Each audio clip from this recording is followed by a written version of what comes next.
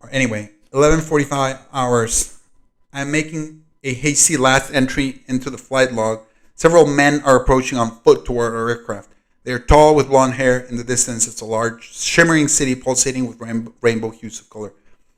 This is chock full of intel right here. He's already at one of their cities or one of their habitations inside their domain. That word's very telling. And he's describing them as men. He's not describing them as aliens or giants or some other thing. They're men. They're tall with blonde hair. And the city is shimmering with rainbow hues of color. Now, this is Admiral Byrd. This is not some,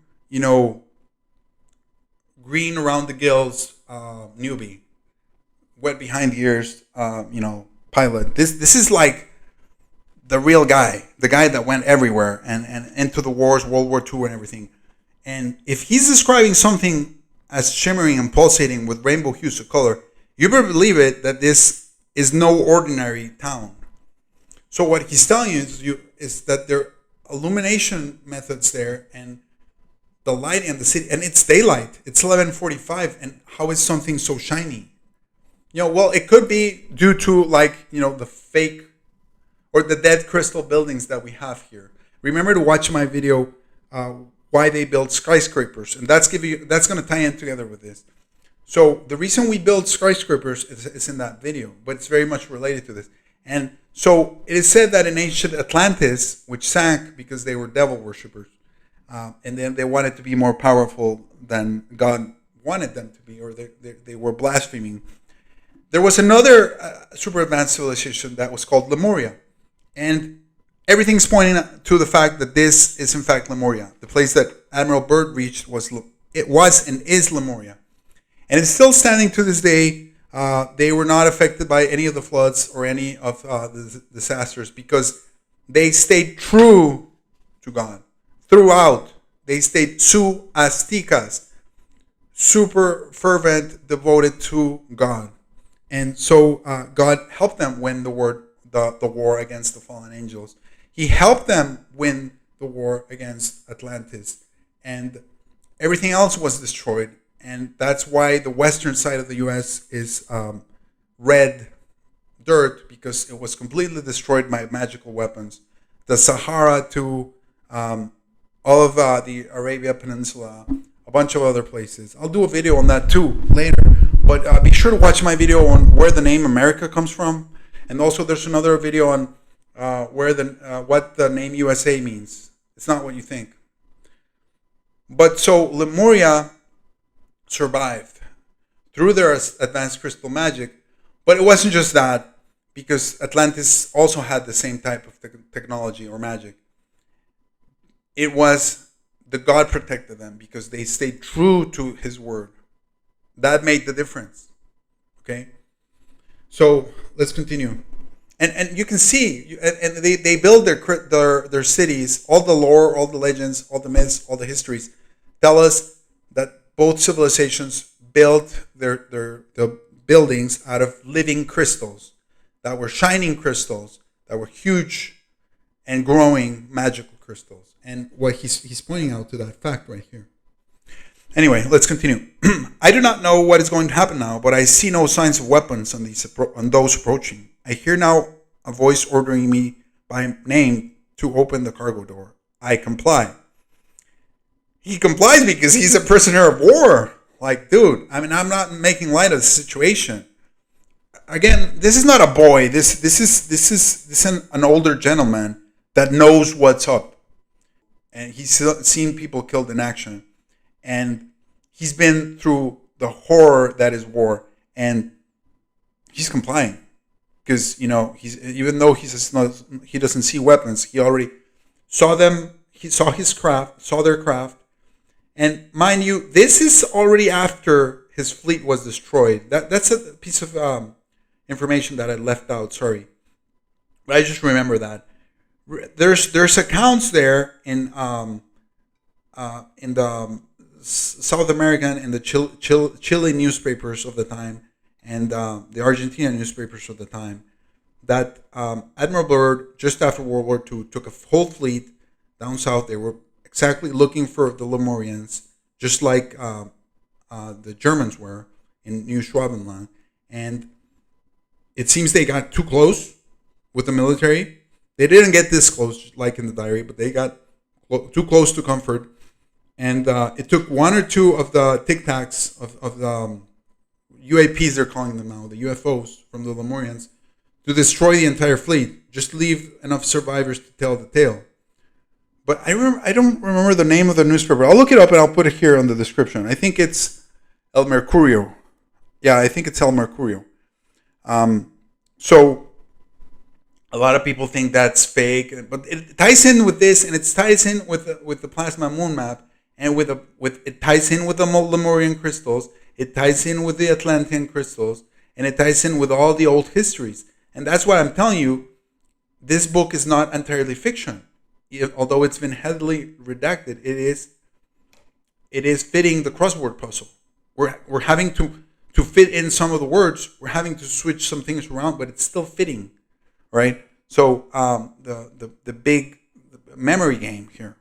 So he's already seen what they can do, and so he knows they're not violent, but he also knows that they're not messing around.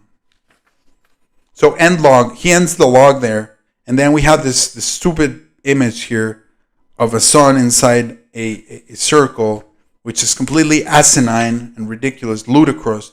And I know a lot of you are falling for this delusion now of saying there's a dark sun beneath the earth, and that one is projecting the sun and the moon, and they're just projections, and they're just lights in the sky.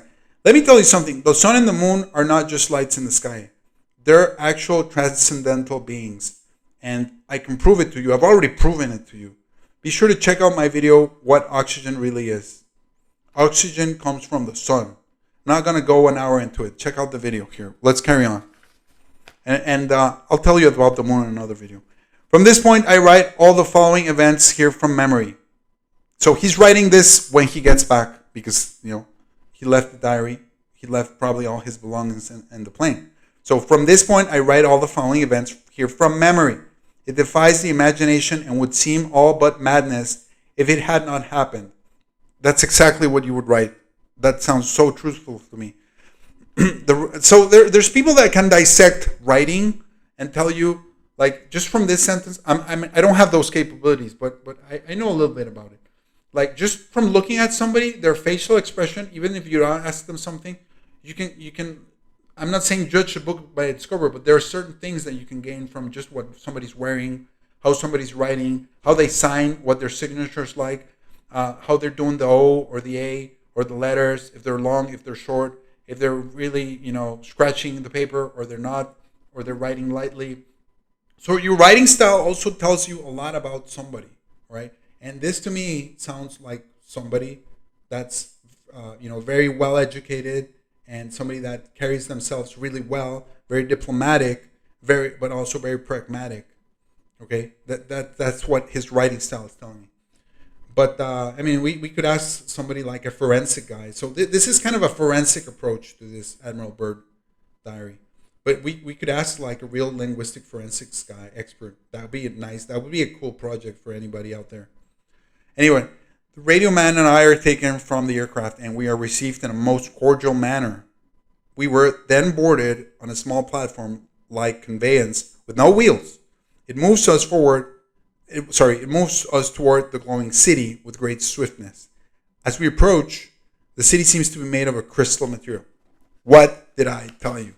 And I've already read this before, right? Full disclosure, but this is around noon, between noon and 1 p.m., depending on the time he arrived.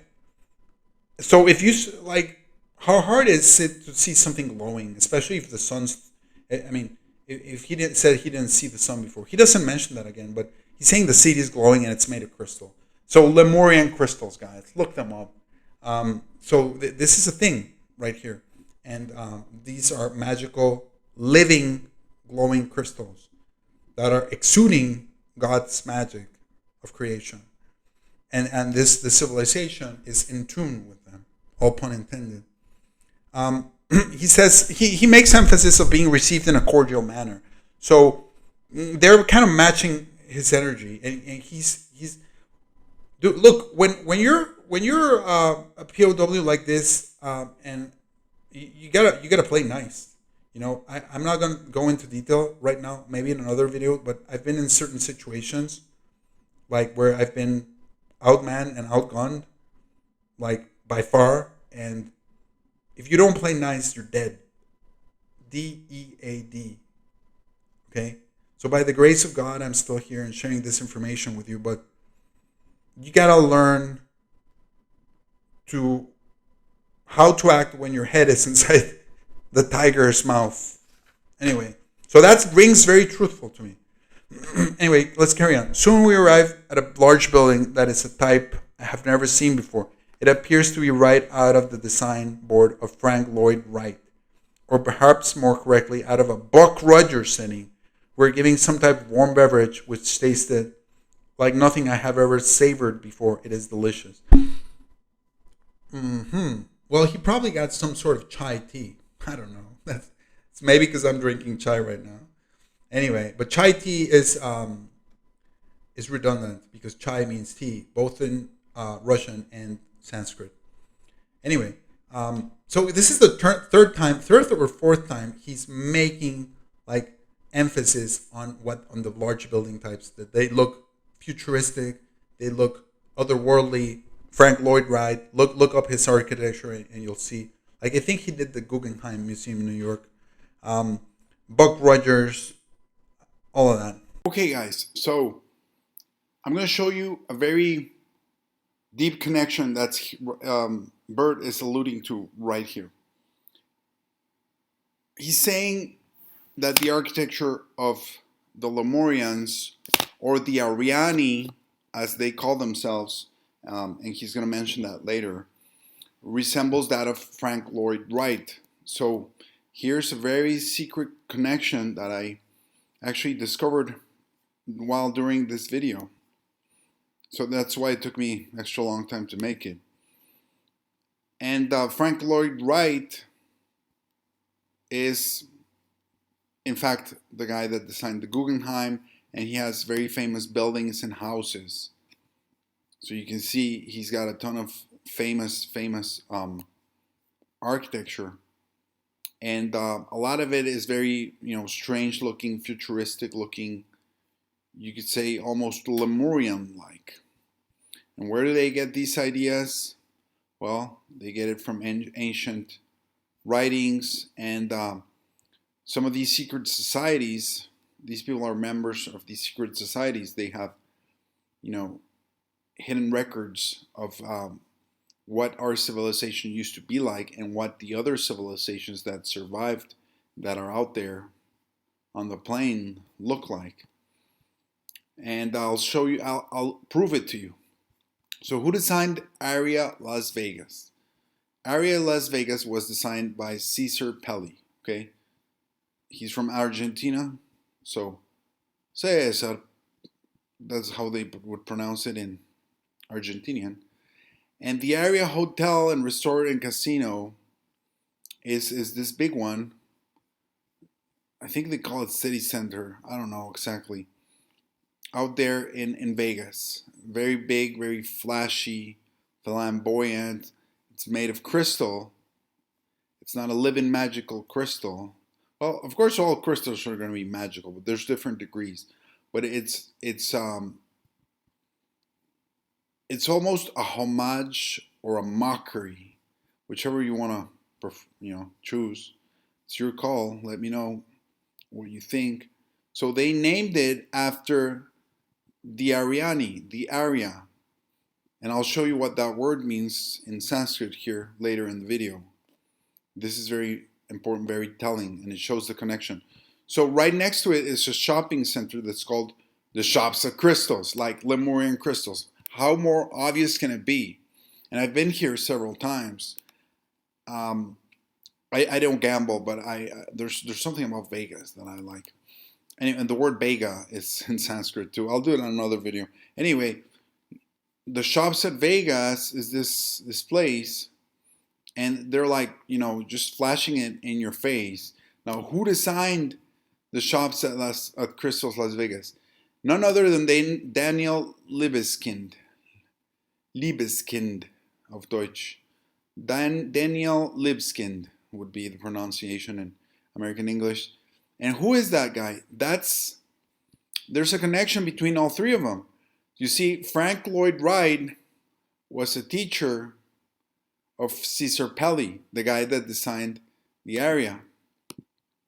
And he was also a teacher or an influence over, and look, all these guys designed these buildings, these skyscrapers that are made to look like crystals, like giant magical crystals. Look. So that's exactly why they build skyscrapers. Check out my video on why they build skyscrapers. Because it's a homage to the fallen Atlantis, when the fallen angels ruled over a portion of the earth, not all of it. There was another portion of the earth that was ruled by the Lemurians, and they rejected the demons and the fallen angels. So you have these characters here. They're all woven. They're members of secret societies. They built the largest, biggest buildings. Look here, Libeskind. He's right here. Frank Lloyd Wright, and they're all interrelated. Okay. You can look this up by yourself. Sorry. Frank Lloyd Wright, Caesar Pelli. Okay, they pass on the baton. And in publicly, they're going to say, oh, he was an influence. Oh, his work. Yeah, but they're really, part of the secret cabal, and they're passing on this secret knowledge. Frank Lloyd Wright, Caesar Pelli. They're, he's talking about one of the houses that from Frank Lloyd Wright, that he used to call Atalaya. Atalaya is Sanskrit 100%. It means lookout in Spanish, yeah, but it also means the same thing in Sanskrit, pretty much. And you have a connection with Daniel Libeskind. Who is Daniel Libeskind? Look, who is Daniel Libeskind? He's most famous for the World Trade Center, the new one. Look, New York Ground Zero. Look, he's the one that designed the new thing.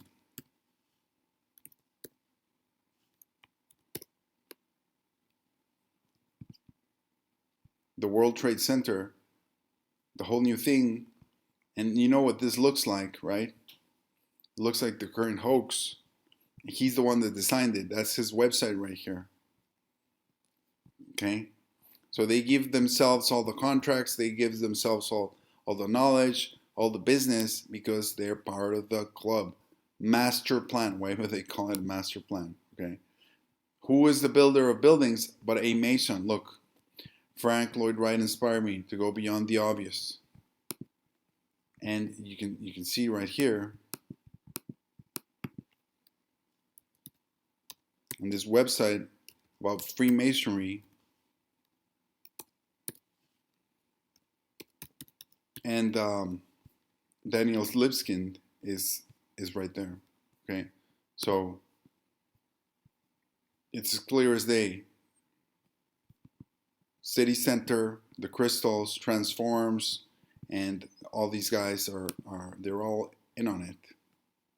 Okay, and they're like telling it to you in your face about